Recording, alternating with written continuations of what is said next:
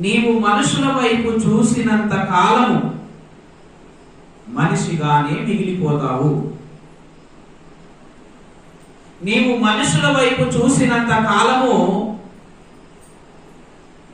మనిషిలో ఉన్న ప్రతి లోపం నీకు కనిపిస్తుంది. ఏ మనిషిని తరిచి చూసినా, ఏ మనిషిని పట్టుకొని చూసినా ప్రతి ఒక్క మనిషిలో లోపమే కనిపిస్తుంది.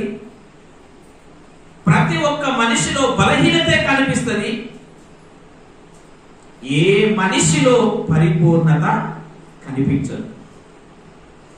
భూమి మీద జన్మించిన ఏ మనిషి బ్రతుకులో పరిపూర్ణత నీకు కనిపించదు. పరిపూర్ణత లేని మనుషుల వైపు చూసి నువ్వు ఎలా పరిపూర్ణుడుగా మారుతావు, పరిపూర్ణురాలుగా మారుతావు? యేసు వైపు చూడాలి. ఆయన ఎవరు? ఆయన పరిపూర్ణుడు. సకల సంపూర్ణతకి పరిపూర్ణుడు క్రీస్తు.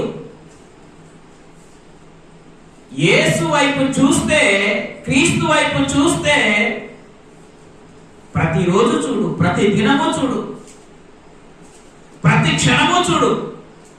చూడు, యేసు వైపు బాగా చూడు. చూడగా చూడగా చూడగా చూడగా క్రీస్తులాగా మారిపోతాం.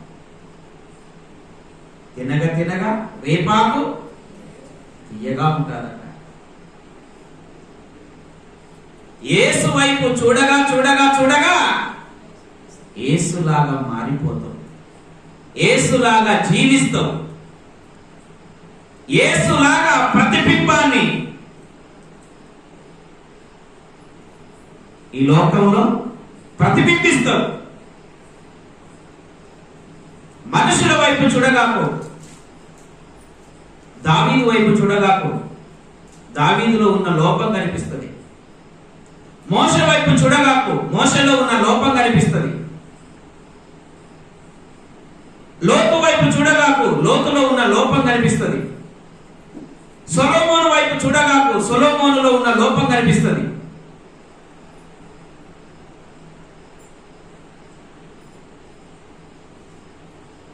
ఏ ఒక్కరి వైపు, మనుషుల వైపు చూడగాకు, ఏ మనుషుడు పరిపూర్ణుడు